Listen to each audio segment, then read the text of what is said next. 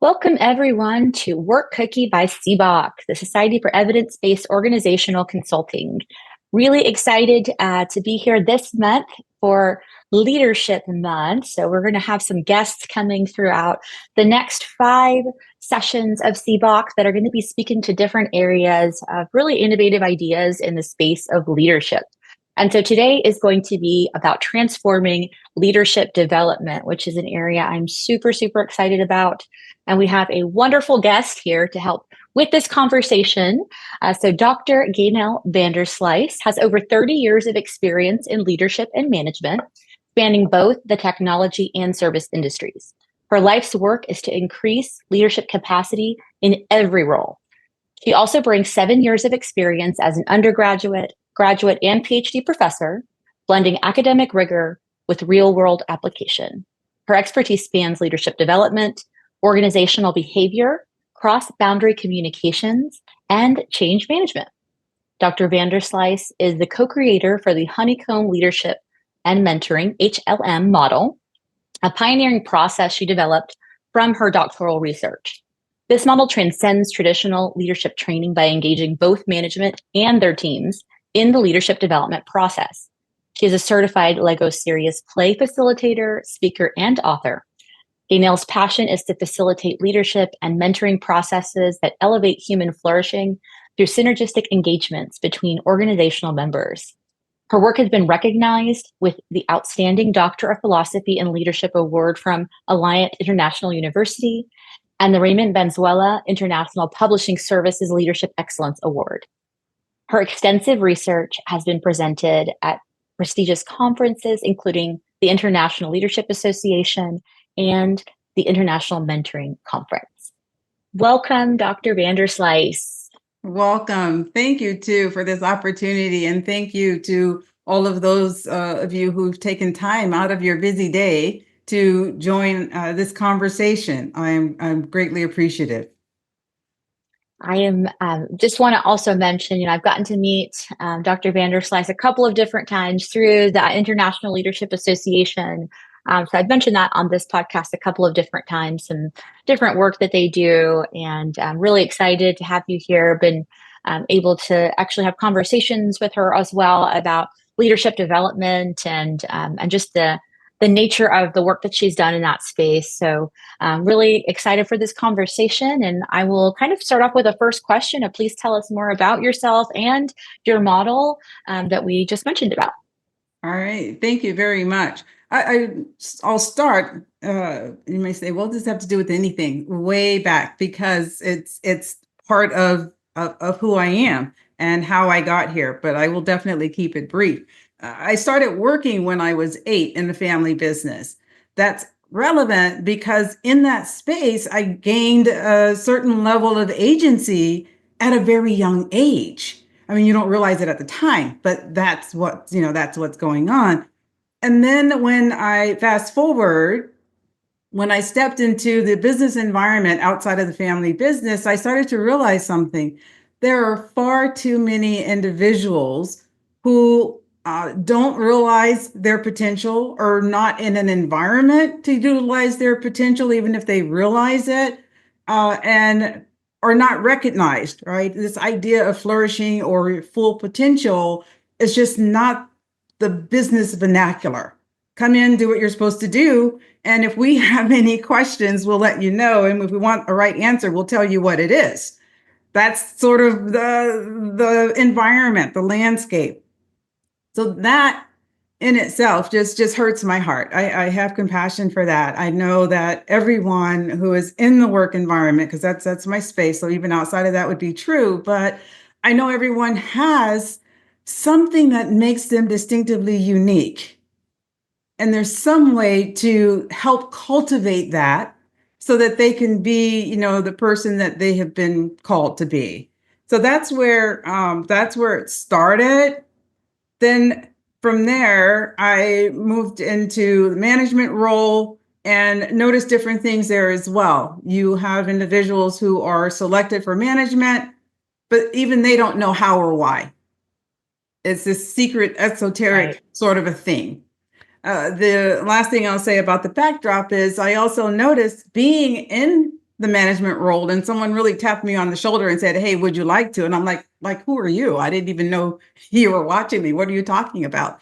But getting into that space, I could see firsthand from the middle level management layer what was happening. We as mid-level managers, and very few of us, not all of us, less than 5%, will receive some sort of developmental training, but it's an event.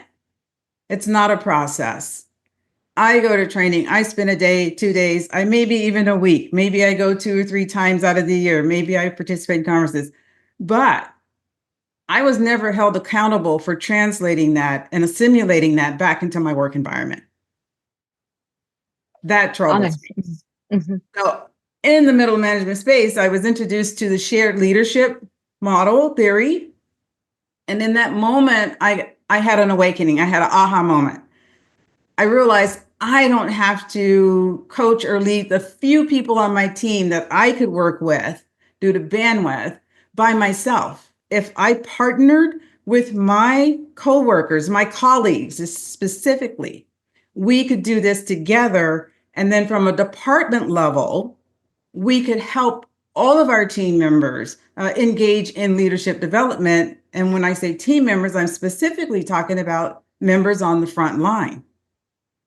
So that is how this all came about. That's why it's just my passion. I think it's just my life's work. And the model itself, formulated the model, it worked. We implemented it for 5 years. I also implemented it in the service industry and the technology industry. And then I wanted to find out, why is this working? What's the theory behind this? Self-leadership, I knew that was part of it. But there were other things that I was seeing that shared leadership and self-leadership alone could not explain. And that's when I went on to get my doctoral degree and used that as part of my dissertation studies to figure out, am I really seeing what I think I'm seeing in regards to the process? So it's an open system process, meaning there's inputs from the people who are involved. There's a mindset shift, because that's what we're working with in this model. And then there's something that happens in the work environment. That output then becomes part of the input to inform the process again as to what needs to be tweaked or what needs to be revised or what we need to let go of. So that's why it's an open system process, not go in and then there's no checks and balances, nothing happens. There's no accountability as opposed to checks and balances. But it has 8 dimensions, and those dimensions represent what we as mid-level managers should be talking about. What do you need to bring to the table if you truly want to empower? And I'm not a fan of that word, but it's common. If you really want to empower your employees, especially on the front line, and managers need it as well, you can't do that. It's almost unfair to say you're empowered, and then I'm looking around wondering, empowered to do what? Right. And how? Oh, by the way, does that come with a set of instructions? Right? It's not been the norm in our environment, and now I'm just empowered. Right. There has to be some conversation about the mental mindset. If I'm the one you're empowering, what is my predisposition to being empowered? Maybe I don't like that. What does it even mean? Right? Where's the space to have that dialogue before we just jump up, run, and do? So that is what the model, in my view, the model is a precursor to this idea of empowerment or transformation. We have to sit down and talk. We have to have a space for sense making, right? We have to have a space to come together. So that's what all of those dimensions represent. Right. I love that. And I think that's something that we've had as a topic here before, really, where when you move from your frontline even into your management, I think the unsupported nature of developing into a leader, instead of, like you mentioned, it's an event and not a process. I really loved that statement, kind of a checkbox, if you will, which, experientially is what I have noticed as well. And even your yearly training becomes a check. And this is, something we did, not something we're actually trying to integrate in a really meaningful way. So I appreciate all that context there. And I do want to ask, what makes this particular model's approach unique, or how is it different from traditional leadership development? So unlike traditional leadership development, which we talked about before, you send a few managers and maybe something will happen. This model, I think the most unique aspect of it is the focus on getting managers to work collectively to actually own the leadership development process, not using HR as a surrogate, which we're all ready and happy to do, right? Managers have to build these relationships themselves. We talk about psychological safety, and then has anyone ever answered the question, then how do you make it, how does it emerge? We understand what we know what. We know less about know how, right? How does it emerge? Well, from my vantage point, and there's many other ways, but from my vantage point, when we pull these managers together and ask them to facilitate leadership learning development on behalf of the collective, not just their group. We shared the role. That demonstrates a level of caring about the people that work with you. So for us, that was the first sign of increasing the level of trust in the work group at the front line. The other thing that makes it unique, I think is really, really beautiful, is there's no selection process. Individuals opt in. And this is not to say that they're going to be promoted into a role of leadership. This is an organization saying, hey, we hold you all accountable for the desk you work at. If you want to stay at that desk the rest of your life, that's fine. But you still have to exercise leadership acumen. You still have to understand what it means to think and act and be responsible in this environment, right? So it's a mindset more so than a promotion or a position. It's definitely not a promotion. It's not a position. So that's what makes this particular model unique. When we say leadership development, we know it's really leader development. And even when I say it out in the wild, people think I'm saying, oh, well, everyone can't be a leader. No, no, no, no, no, no. But if you are the leader, imagine how much more rewarding even your job would be if your employees, if your team members, if you cared about them, and then they learned to gain some agency and have a voice and let you know what's working, what's not working. If they were the forefront, they touch your customers every day. They're already, guess what, guys? They're already leading, okay? They're already influencing. If leadership is influence, they are already doing it. So let's not kid ourselves. Let's help them do it better. Right. Now, I love that. And I think one of the things that we don't necessarily acknowledge is that long-term impact. I mean, because they are the ones connecting with the customers daily, they're making short-term impact, right, and long-term impact on those dynamics with whoever they're interacting with outside there in the front line. So I love that call out there. Kind of as a follow-up there, why do you think that your traditional leadership methods might fail to deliver some of those long-term results, and why this method might be more appropriate in certain circumstances? Yes, and we have leadership development, which for today, let's agree it's leader development. And I would actually say it delivers results, but what results? Very few employees know what results executives are expecting from this transformation because, as we mentioned before, it becomes a check the box. So it's delivering results. And I would say if you really want to know what the results it's delivering, then it's leader development. Find out how it helped that individual. And it may not have been within your organization. Maybe it helped them to add this to their resume and they got promoted somewhere else. I don't know. That's not always the case. But we're trying to measure collective transformation at the front line with employees.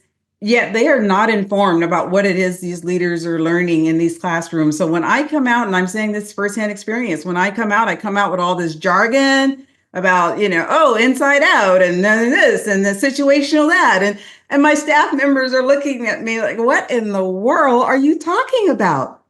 So that'll last about 2 or 3 weeks. No one else speaks the language. It's like me I went to China for two weeks to teach.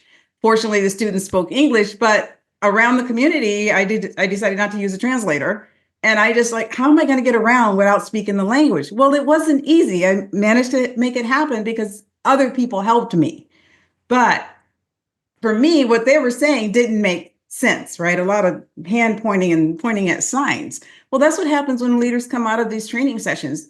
Staff members don't know what you're being held accountable to. But so did something happen? Yes, something happened. But what was that? Was that the intent?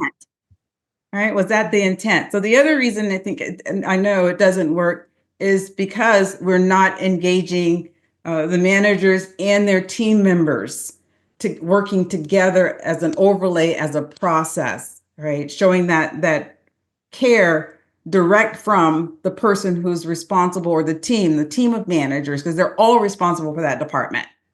The other thing that's unique about this, it works at the department level first. This is not, let's train each individual and then we'll have an aggregate and then we'll have a culture that we want. Well, you will have something, but is it optimized? Is that as good as it can get?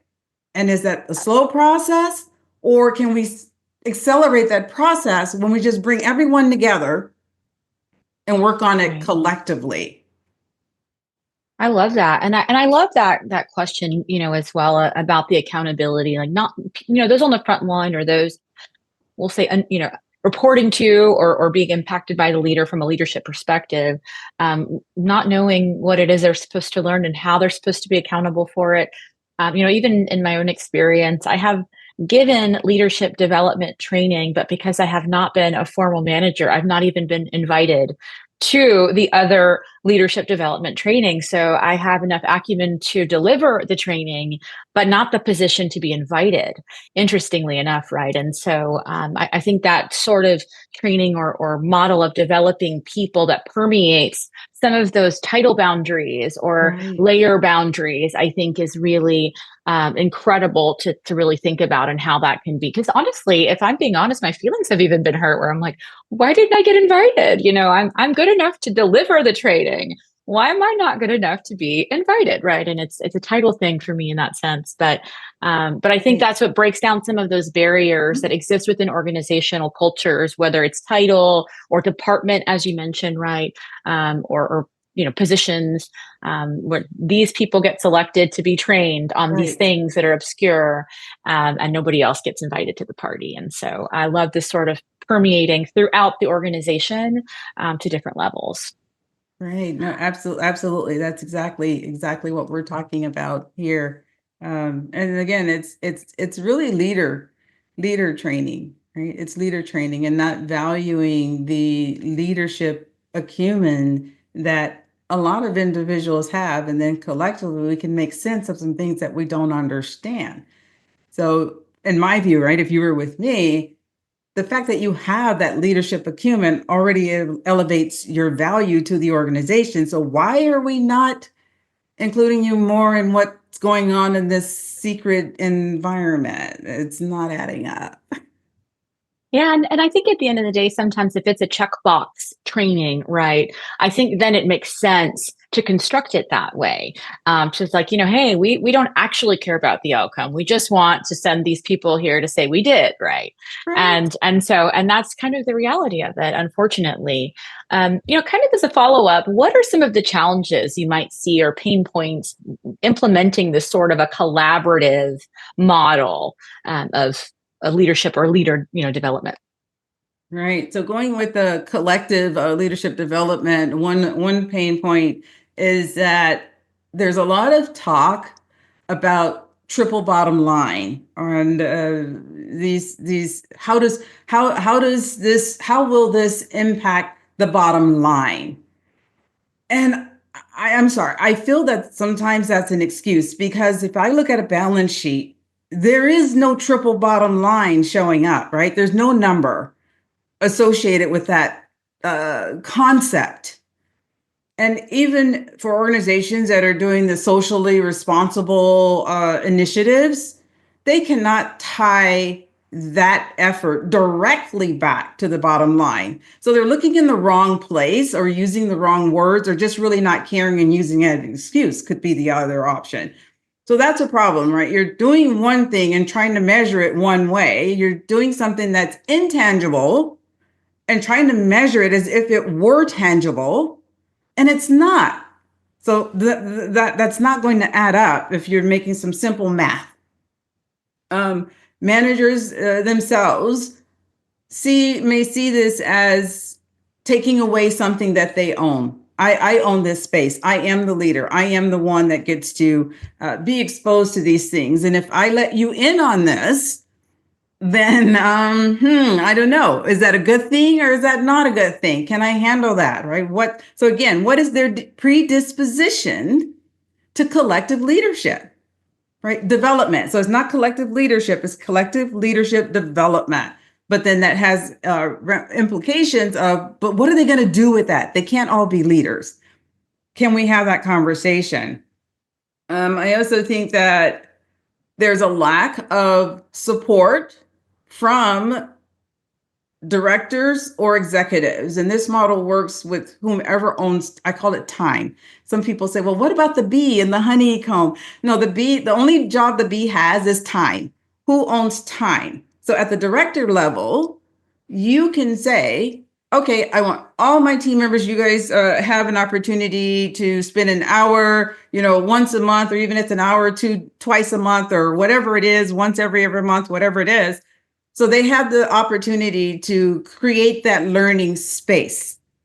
If that director says, no, we're not doing this, then it's not happening because this is not a brown bag initiative. Right? That for this doesn't make sense. You're going to show me that you care, but you want me to spend my lunch and you want to spend my time and then come back and benefit you. Okay, this is not serious business, is it? So that idea of feeling as if I let others in, I'm going to lose something is definitely a challenge and a pain point for me. Right. And I think there are a lot of cultures that are primed for that response, right? A lot of them are. So I see LindaAnn's got a question. Let's go over to you, LindaAnn. Thank you.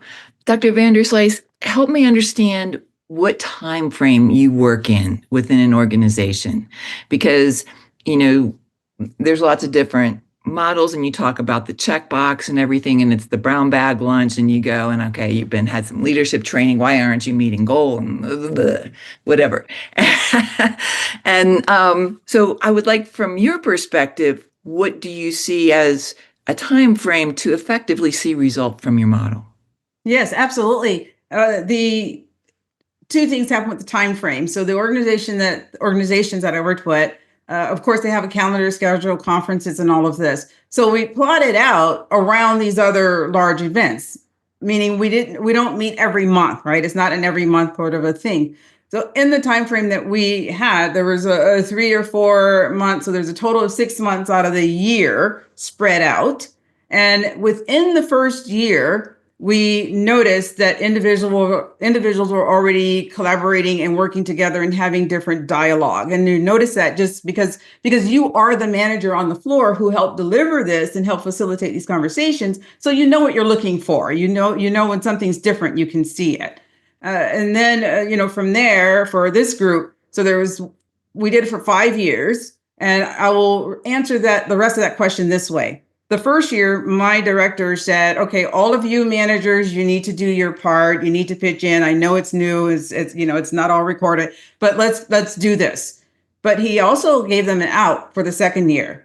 Year 2, you can choose. So year 2, a few of my colleagues said, okay, you know what? We're not going to help out. That was fine because, so here's an answer to your question in part. We had enough members who had participated in year 1, frontline team members who said, I believe in this, I want to help.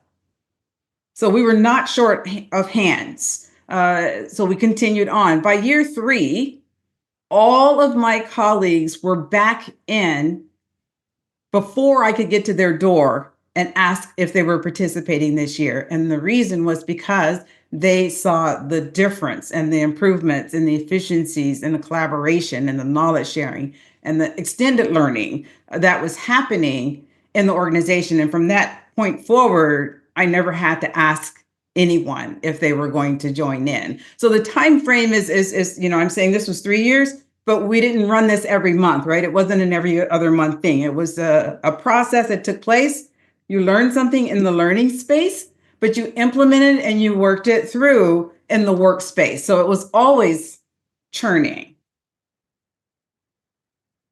I think the two key things for me there that are very, very important is, one, it's not a one and done, and it's not a 2-day webinar or seminar or whatever, right? And then everybody goes back and does whatever they want. You were coming back and knew they were going to have some level of accountability on an ongoing process. The other key in my mind is you need willing participants, right? It's like, I can't do success to you or whatever it is to you. You have to want it first.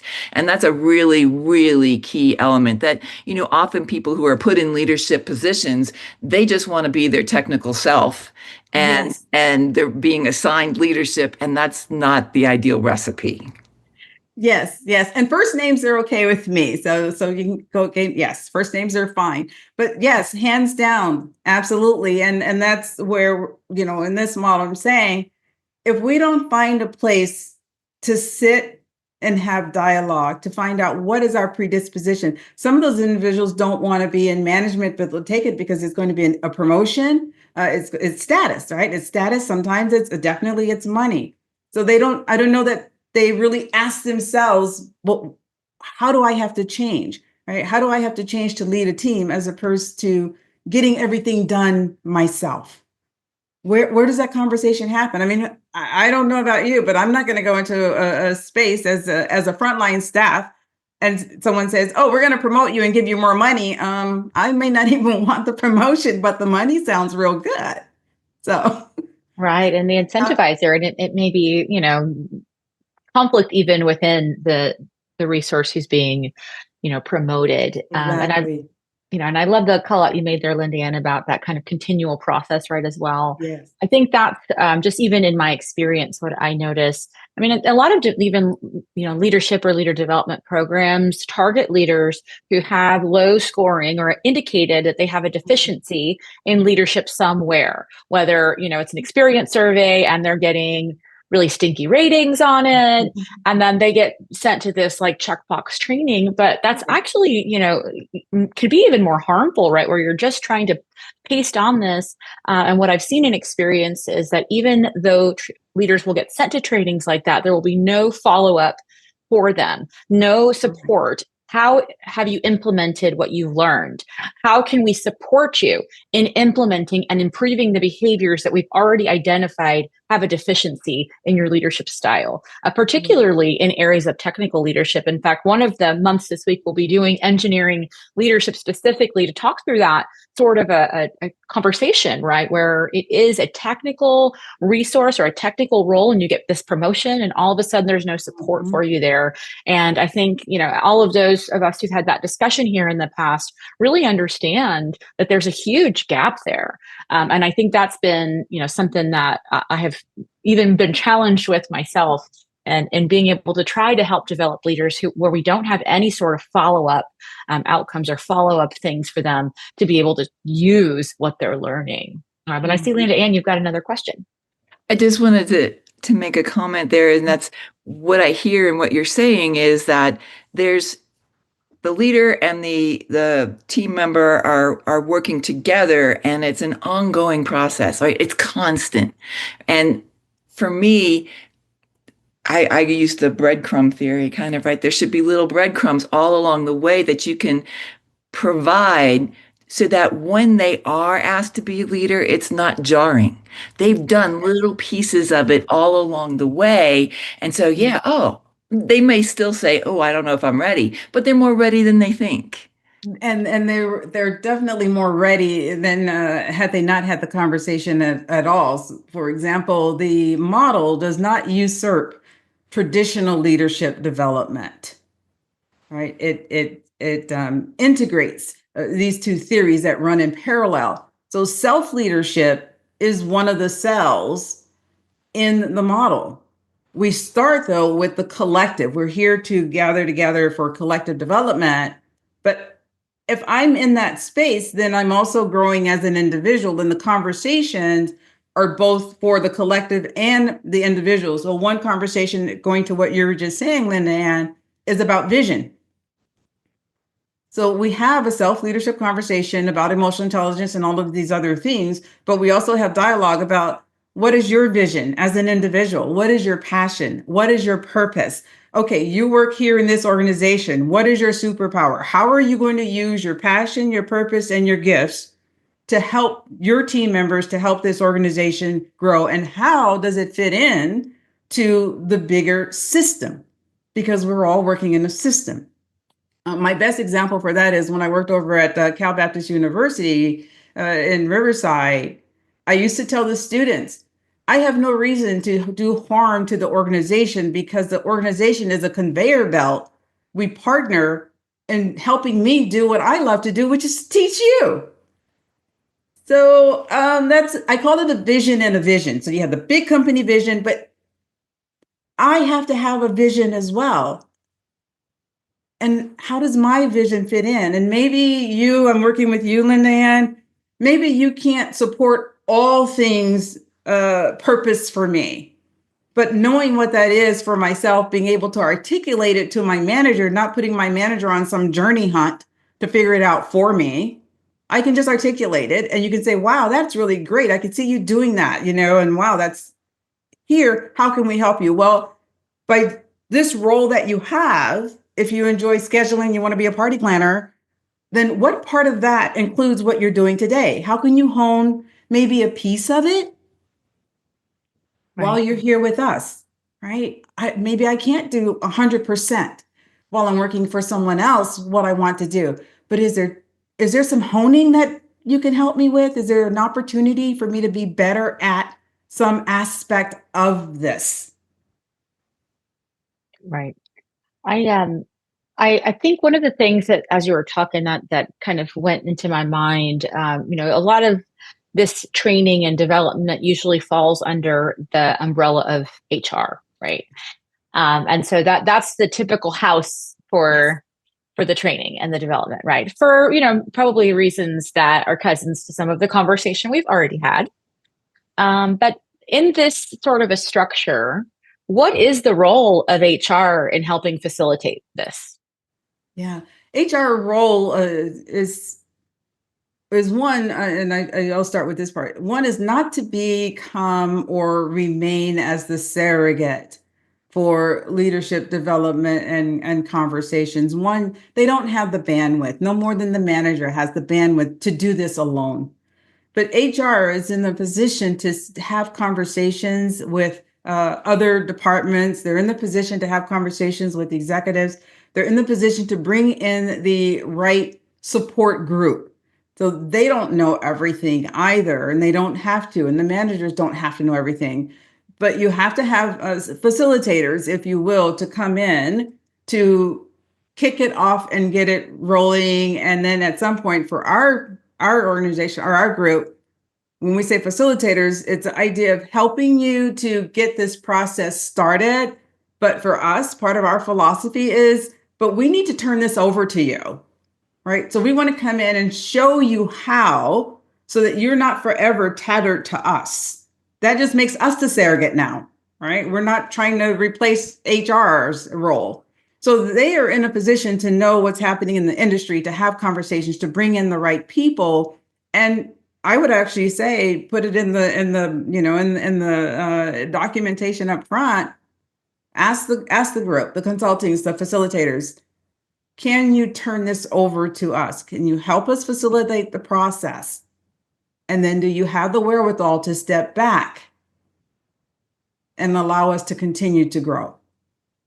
So they have a very important role because managers wouldn't be able to spend all of their time looking for the right people and having those types of organizational conversations that say, hey, we definitely want to be able to do this on our own. We don't want, I'm not gonna pick on anyone, but this comes to mind. We don't want the situational leadership, team from down here in California coming in every year, delivering the same training to another group of people. This is not what we're talking about in this particular model. Right. And I think one of the situations that I kind of mentioned earlier, when it is something that's compulsory based on an identified deficiency, then it almost becomes, here's the slap on the wrist instead, right? Or here is the watchdog a little bit instead. And that's this is very much a departure from consequence-based development, right? Yes, I'm so glad you mentioned that too. Reminded me of that, mentioned that. Yes, it is. On one occasion, I had a colleague, a manager, who sent one of his team members, frontline team members, to the leadership development sessions. And I even advised my director, I said, that is not a good thing because the individuals who are in here with us opted in. They're already curious. They already want to know something. This is not a disciplinary environment.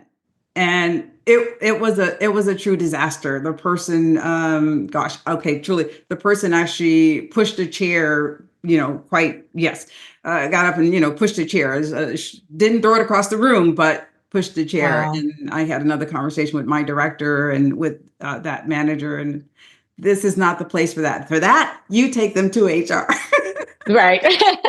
Exactly. So yes, we still, and then in keeping with that too, I love what you said.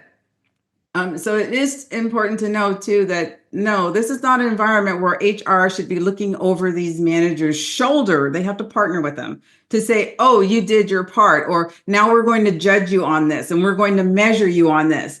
That removes a lot of things in regards to psychological safety and just being able to relax and know that it's comfortable here to have these conversations. You're always now having to watch what is happening in the room, right? The dynamics. So this is not the place for that. HR was not there in the room hovering over us. That was not the case. But they also knew what was happening, and they also were accountable for saying, okay, is this working? Right? Is this working? What are we seeing, or what are you seeing? And having those conversations with the director and with managers as well. So thank you for that reminder. This is not the place for that. Right. No, thank you. Thank you very much. LindaAnn, let's go over to you. So I think it might fit into kind of what you were just describing. But one of the experiences I had this week with a company that I work with is I was in the leadership team that we meet every other week. And it's a free form. Well, there's always an agenda, but I start off with Rose and Thorn, and that often takes over, right? But what I experienced with them is they had a particular problem and they started to solve it themselves, right? It was so beautiful to watch, right? And then I was able to later on, because I meet with the owner and there was a different time for interaction. And now I was able to coach him through the process of when you're in those meetings, take a step back and watch it happen. And it was a natural process for him, for letting them take on that, elevating themselves, right? And then elevating the whole organization. And how does that kind of thing happen in your model? No, very same thing. And I'm glad you brought it up. It goes back to the question you asked before. How quickly or how soon or how long did it take before we started seeing results? And when I mentioned about collaboration, Dr. Lindenbloom, she writes about hot groups. And when I talk about collaboration, I was in a technology space, and I could see team members from within the department, within my own unit, but then from the other units as well, getting together to collaborate on issues that they were having within that space. No one called a meeting. No one said, let's get together. No one stepped in and said, okay, I'm the leader. I have the first idea. Anyone else want to speak? They just did it. there were windows, people from the outside could walk by and see. And I had several other managers from other departments say, "What's going on in your group? They're different. And they seem happy." And they seem happy along the way. So what you just described in that executive leadership space was exactly what happened in the space with frontline. And I love that you added that, because that's what I'm saying. What you're seeing in the executive space happen, that collaboration, that increase of agency, that it's all the same. It's the same stuff that happens over here if you do it in a similar way. Yeah. I love that. And I think the other piece that you're kind of mentioning there, we've talked a little bit about HR leaders and the HR role in the development process, but also the executives or any other leaders within the organization and their particular role in making strategy, right, for the organization. Because at the end of the day, development is intended to be a strategy, right, for a strategic purpose, right?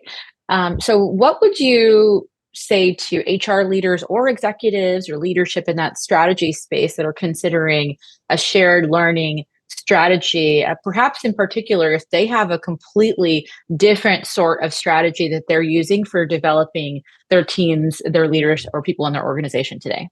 Yes, and I place the heavy lifting in that space on HR, because HR is already in the business of people. So for me, it's like finding your peeps, right? There are, whether they do it well or I think they do a good job. They're already in the business of people. So you don't have to shift their mindset too much about the value or valuing people. They've heard it all before. What they have to do, where they have to do the heavy lifting, though, is they know more so than anyone else if this culture really values people. They have a seat at the table where they can identify executives, maybe it's the VP here, the VP there, who also has a heart for people. And I would say, then that's your starting point, because you might be hard pressed at first to try and pull people through, convince people. An executive told me one time, he said, "Why are you wasting your time trying to convince the individuals who are not interested? You're spending 90-something% of your time trying to pull people through. Why don't you just find the people who already have a heart for it and start there?" And that was probably some of the wisest advice I'd received. That's what I would share with HR.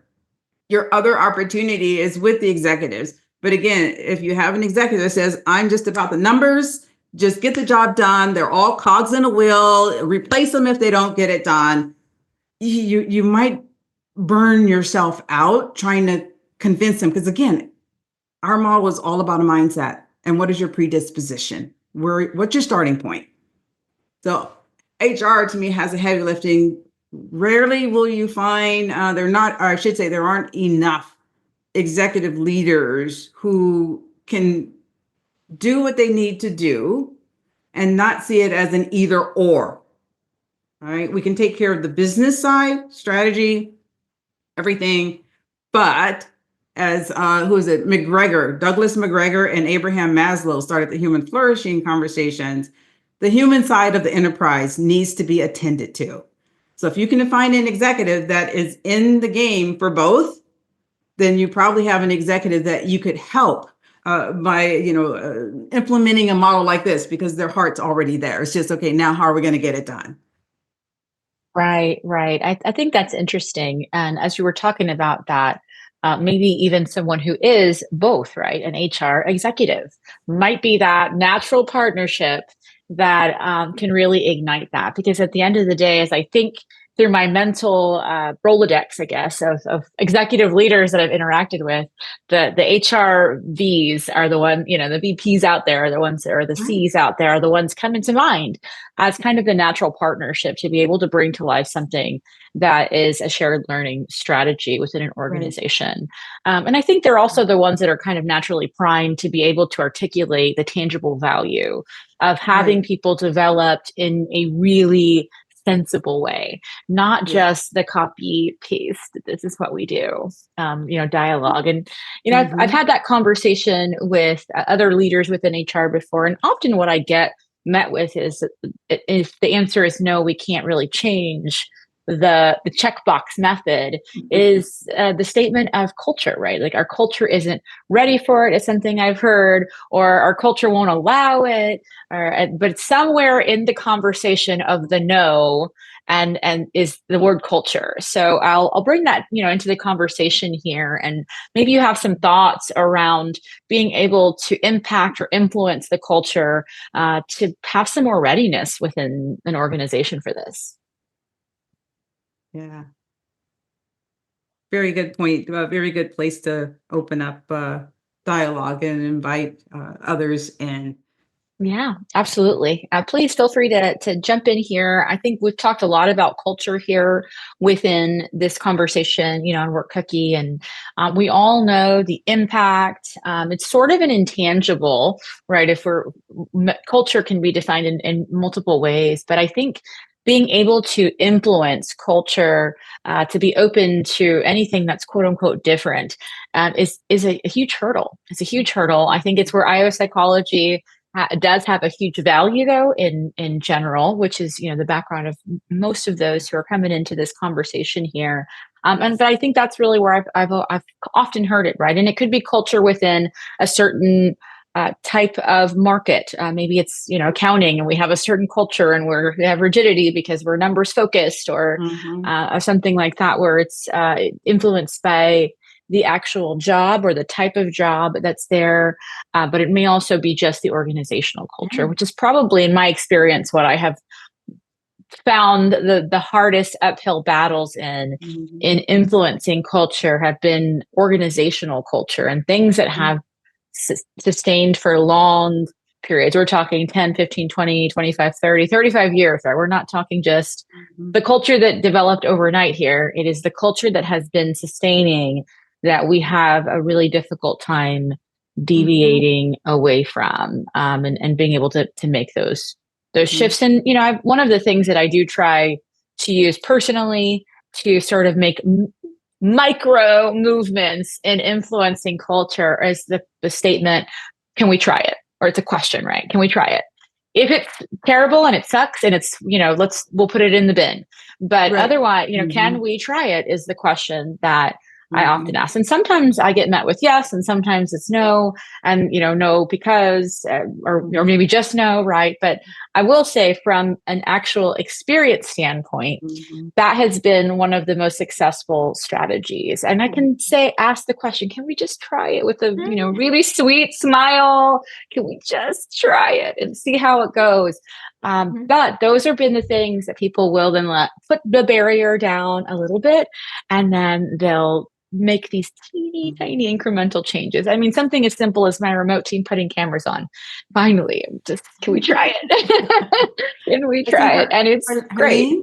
Harleen, yes, let's go over to you. Hi. So I think it's a very insightful conversation that's happening, and really interesting at the same time. I think when we are talking about culture, I have faced the similar situation in my organization. So I'm in India right now, and in the organization that I've started working in, I started working in as an organizational psychologist, and I was working with the team of the HR team. So whenever I said, let's take this initiative, or I have this idea, why don't we change things around, and this. So I always heard a big no. No, we have tried this. It does not work here. It does not work here.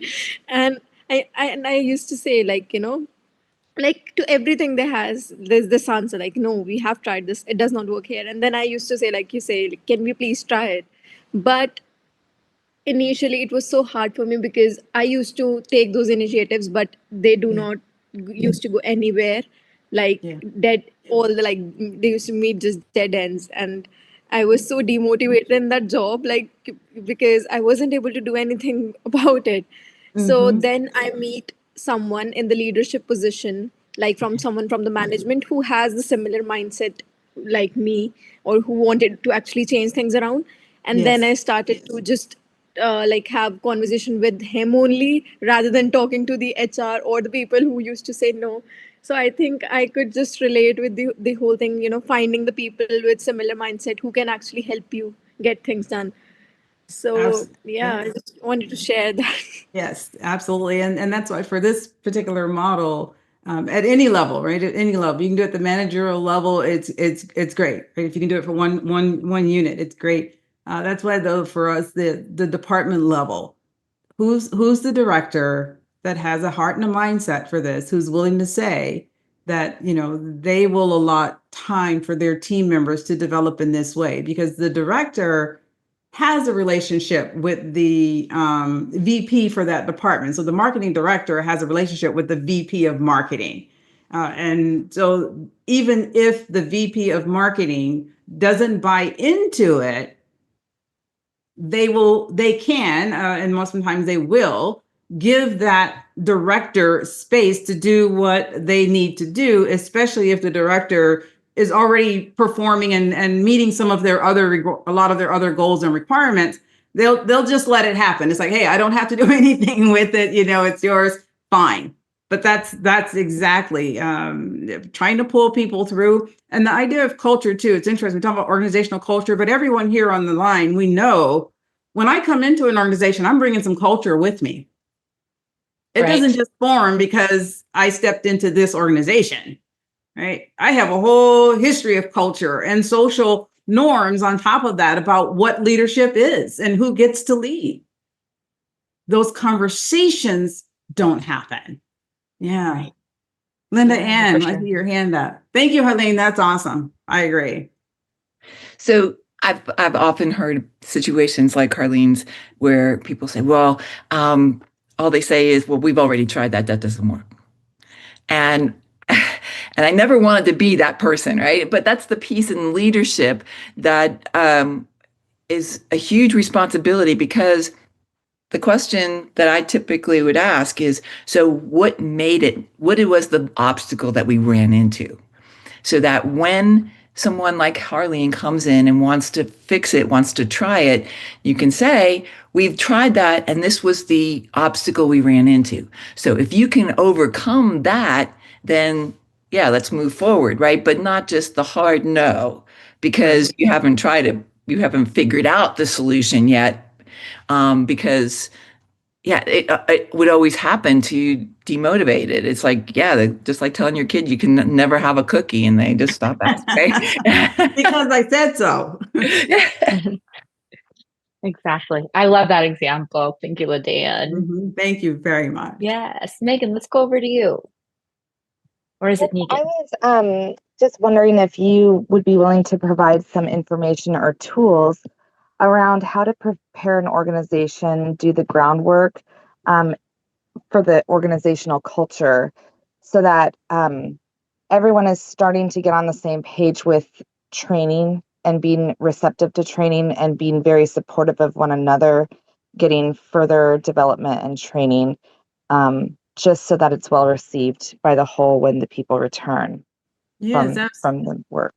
Yes, absolutely. And I can just tell you here rather quickly, in regards to the groundwork, and I'll just tell you the 3 steps I initiated. The first thing I did was I did my own little survey by walking around. I didn't email anyone anything. I walked around to frontline staff and asked them one simple question: who's responsible for your development?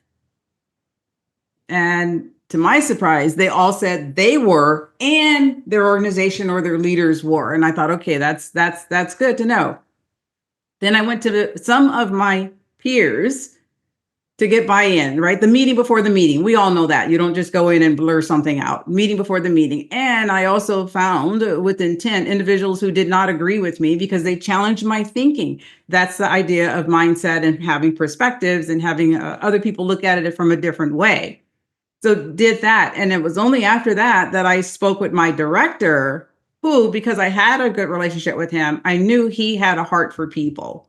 So I knew that would not be a hard conversation. So he pulled all of us managers together and said, okay, tell them what's going on. How will it work? And I had the one naysayer, which was fine.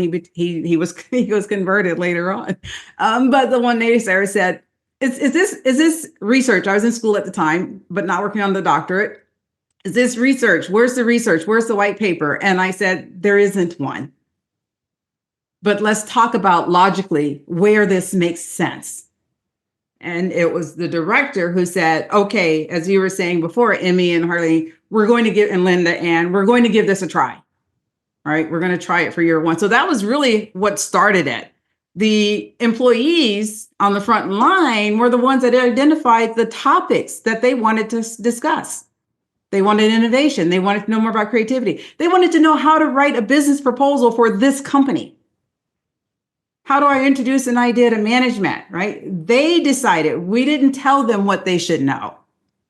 And then we as managers went back and said, okay, here's how much we can cover this year. Which of you two? We always paired managers up. Guess what? They got to know each other. You and you, right? You want to pair up and take innovation? You and you. What do you want? Right? What are you committing to? And so they paired up. And I was there, of course. So I was able to do that part that HR would do, help them ramp up. Let's start the conversation. What is psychological safety? You don't have time for them to go look at 500 surveys and researches. So someone as a facilitator has to be able to help them ramp up, but then they have to do their own homework and make the session theirs. So those are really the ground steps that I use to get this particular process started, both in the service and the technical industry. And you can email me too, or we can have a conversation. And I can definitely, talk about this more with you. Be happy to. Just one quick follow-up. I'm just curious if that piece about showing how it's going to help, or, they're asking for a white paper, or even just how is this going to work? How is this going to help? I'm guessing that was an important piece when you're speaking to leadership about buying into some training. And it for my audience, with my director, it wasn't as hard because he had a heart for it. And everyone here on the line and in business, I don't know why we ask people for things when there's something that we don't want to do. It's like, you're telling me that you've never done something where you're just taking a chance, where you're just trying it? You always have to know how it's going to pan out. So it's this faith, right? You believe in it, you try it, and as Emmy and LindaAnn, said, and Harleen said, if it doesn't work, we can ditch it, guys. We can ditch it if it doesn't work.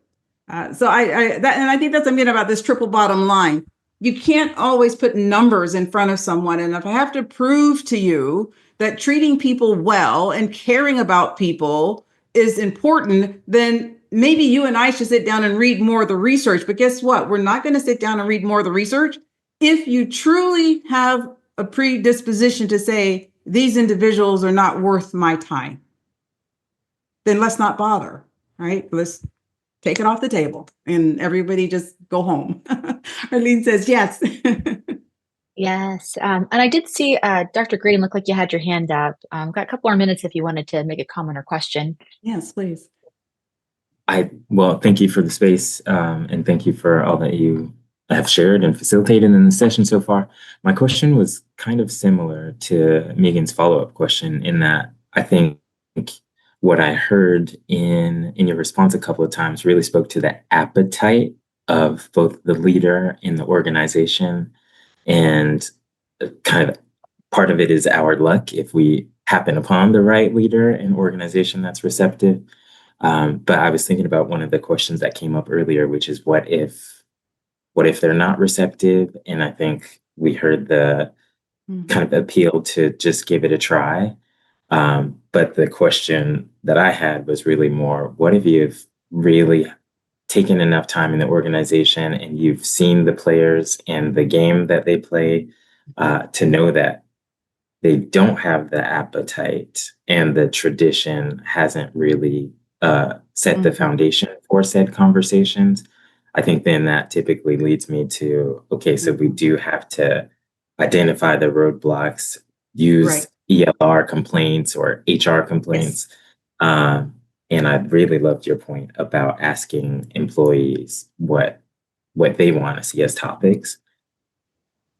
All of that to say, how do you do that in the fastest way possible so that you don't have to break down every single issue? You don't have to attack psychological safety, show the data, get the buy-in, and then move on to, the next thing and the next thing and the next thing. Yes, absolutely. LindaAnn and Harleen have already spoken to that. And Harleen said she found a manager who had an appetite for it. Now, you, Justin, have also spoken to it as well. There's going to be a trigger somewhere, right? Continue to do it your way and see how long you can hold out with that before you have an attrition rate that is much higher than your industry. Executives see that, right? And then they want solutions. So there's an opportunity there. Barring that, I don't believe you can pull people through. You will exhaust yourself. So if you can't get it at the department level and you can't get it at the executive level, I would suggest doing what Harleen did, because you have a heart for it. You want to help where you can. And it troubles you not to use your talent, gifts, skills, passions to do that. So Harleen, hands up to you. She found a small space where she could feel valued again. And like, I am living my life purpose. I'm contributing. So what? So what if it's only one manager that you're helping, right? I always tell people, I will show up for the one. So she did that. And that's what I advise even employees on the front line to do. We can't help you fulfill all your passion because you want to be, something else that we don't have here. But we can help with that small piece that makes your heart sing. So that would, and other than that, so if you don't have that, not even at the frontline level, then your other option is to either find it on the outside if you love staying with that company so you can fulfill your own passion, or wait for that trigger. Wait for that trigger and be ready when they call you. Right. So continue your own learning and your own personal growth so that you are ready when they call. But yeah, and LindaAnn, I don't know about you, but just pulling people through as though you're a dentist, it can be exhausting. Yeah, and at this point in my life, I have a criteria that if your employees are not your most important asset, okay, you're not a good match. Okay. Right? Because that's just too much. I've pushed that boulder up a hill too many times. Right. I love that. And I think one of the things that I've heard from, various people here today as we're wrapping up is really the value of the professional relationship, who you partner with, who you have conversations with, who you collaborate with in the professional environment, which is, I think, a topic for an entire episode on its own, is the value of developing professional relationships, and how they impact the work that you can do, the development that can happen. And, that word we use, the culture, right? And how do we leverage how we are interacting with others to really, really help even ourselves in that situation, or the team, or the organization, right? There are many impacts that can be positive from the way that we develop our relationships professionally and who we collaborate and partner with. So I love this. This conversation has been great. The hour just flew by. And Dr. Vanderslice, Gaynell, I am so honored to have had you on to be able to discuss this topic. Just as a kind of final question, really related to something that was said earlier, how can listeners reach out to you if they've got questions or want to connect? Absolutely. My email is Gaynell, just my first name, @honeycombleadership.com. You can email me directly. You could also go to the website and there's a contact us box down at the bottom. You could definitely reach out that way. But the email is Gaynell @honeycombleadership.com. Fantastic. And I'll just put a link to the website here in the chat again. I think I thank listed you. it earlier, but go ahead and just pop that in there again for anyone who's looking to connect. It was such an honor to have you on. We hope to see you again, whether it is, Leadership Month here for these next sessions or in the future for other topics. You have just been really insightful, exciting to learn about this shared development model and the way that it could impact organizations. And we look forward to seeing you soon. Yes, yes. All Yes, right. I have you guys dialed in on my calendar. So, but I'm listening in hindsight on the back end if I missed a session. So I love it. That's why I already know some of the individuals that are here. I love it. I love it so much. All right. Well, thank you all for joining. Thank you for the conversation, the questions, the comments that were made. Really, really great conversation today. So I'll go ahead and count us out, and we'll see you in 1 week's time. 3, 2, and 1.